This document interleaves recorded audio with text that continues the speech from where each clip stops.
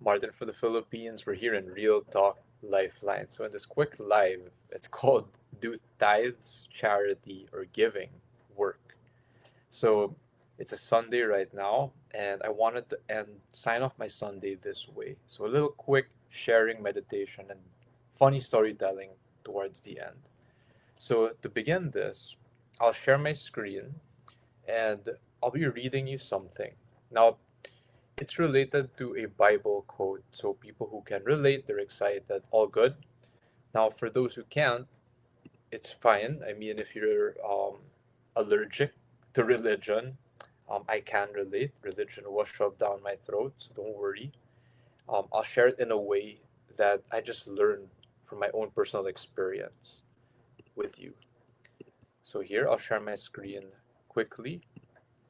And as if you could see it pop up, this is one of my recent stories I shared. And up on screen it says, do tithes, charity, or giving work? So tithes is in Old English, it means a tenth, like 1/10 of your income, your earnings, or your provision. So it's giving it for a reason. Back in the day, it's to the church, to the government, community, like that. So that's the background of that. Charity, maybe you all know already. You're just doing it to help, no strings attached, no other agenda, unconditional. And giving comes in the way of different forms. Doesn't necessarily have to be through money, monetarily alone. It can be through your time, your effort, your service. It could be through a gift. It could be through your presence, through any way. Now, does this work? So I'll quote this. This is a Bible quote. Of all the people I learned this from, this actually came from one of my mentors, who is Attorney Cabrera, so a lawyer of all people, and he has a Christian background. So when he said this, he said this is the first time or the only time in the Bible that God said destiny. So this is the actual quote over here. Pause this. So the quote is in relation to tithes, meaning charity or giving. So the Bible quote says, bring the whole tithe into the storehouse, that there may be food in my house. Test me in this, says the Lord Almighty, and see if I will not throw open the floodgates of heaven and pour out so much blessing that there will be not room. There will not be room enough to store it. So my mind was blown. I couldn't even read that properly. So going back here, a tithe or a tenth of your provision, your income over here. So this could be 10% if you earn 1 million in a year, that's around 100,000. Again, that can be in a day you give a person 1,000, you help someone's medical bill 10,000. It can be, you get the idea already. So let me stop the sharing, go back to you guys.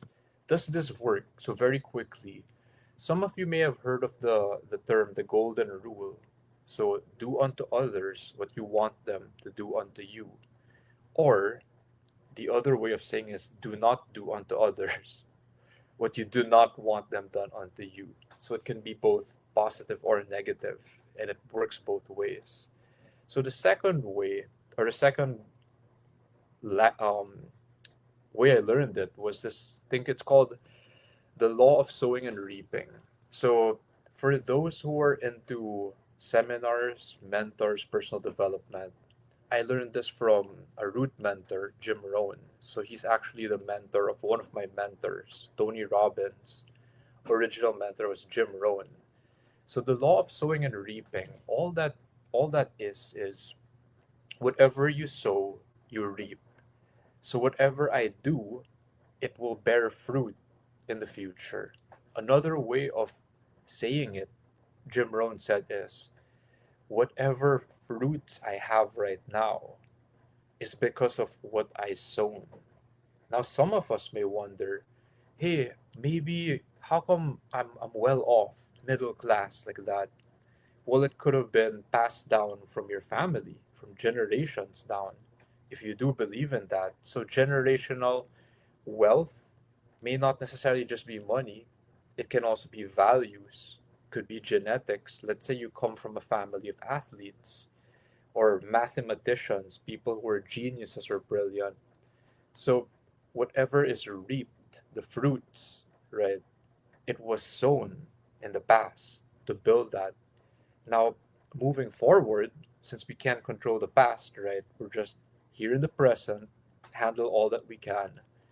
We have control of our future. We can create it by sowing, by doing things. The last one, so there's the golden rule, the law of sowing and reaping. The third one is this thing called karma. Now, I don't mean karma in some superstitious bullshit, fear based way, like, oh, if you do this, something bad's gonna happen. So, karma is more from the Hindu, I learned that from the Indian background, meaning if you get into yoga, there are different kinds of karma. So, there's like immediate, long term. And if you believe this, I don't mean reincarnation necessarily, but karma can actually last like a lifetime. Or if you do believe this, we came into this world for a reason, a purpose. So they call it like your karmic cycle or your dharma, your purpose, your reason for being here now. Personally, I do believe that, uh, just from experience and just from thinking it through. So karma related to this, tithe is charity and giving. When you do good, you're planting that seed, and then in the future, it bears fruit. That's all that it means. Now, I'll end with this one. When you combine the golden rule, the law of sowing and reaping, and karma, some people might say, hey, I'm a good person, trying to do good. How come no good is happening to me right now? When you hear it and you feel it from that vibe, that way. So there's a line again from the Bible or even another book by James Allen, I believe, as a man thinketh. So the Bible verse or quote was, as a man thinketh in his heart, so he is. So what that means related to the topic here is when a person does an action, says a word, speaks a word, what is the underlying intention in your heart? So if it's coming from fear, expectation, you get what I mean already. Expectation can be in a good way. So I mean this if it's coming from fear, from lack, from a bad vibe, a bad place, then you're actually planting that. You're planting bad things to sprout in the future.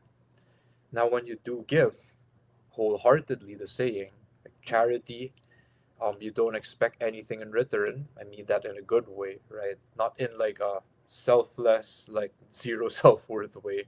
So you do it in a very open, detached way, loving.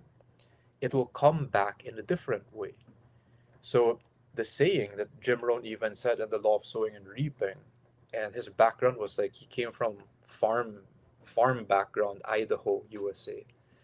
So when you plant, when you sow, it will come back, and usually it will come back tenfold more. Now, if you don't believe that, when you plant a seed in nature, a tree, right, fruit, like a mango or anything, like your favorite bananas, when you plant the seed, you don't just get one mango or like one fruit. Usually, many fruits sprout from that one seed. So, many fruit will sprout from your one action, your one thought, your one seed that you planted, your one tithe, your one charity, or one giving that you gave. So, does it work? Some people will be in the side that they're skeptical. I don't know. Some people are on the other side where they're like, I know this works. Like gravity, I understand. If I jump off the building, I know what's gonna happen. So they know it from experience. I'm somewhere here in the middle where I'm testing it because I came from that place. I'm like, is this real? Is this just some bullshit? Is like some nonsense? Is this fake? So I started testing it. And then there are other people, and I have witnessed them. They say it's true, it's real. Like the miracles happen, and I'm learning from them. So comment down below if you believe that is it real? Is it true? Tithes, charity, giving, it actually does come back, and it comes back even more. I mean it in a positive way. And some of us, if you've experienced it in a negative way and came back, comment down below. I mean, I'd love to learn from you. Now, for the others, if you disagree and you say, hey, it's not real, I've been trying all this, I'm also curious to learn from you. What's it like? Like, what's your experience like as well? So that's this quick sharing. Do tithes, charity, and giving work? Personally, I would say yes, and I'm still testing it. How about you? Thank you. I love you, and I will see you next time.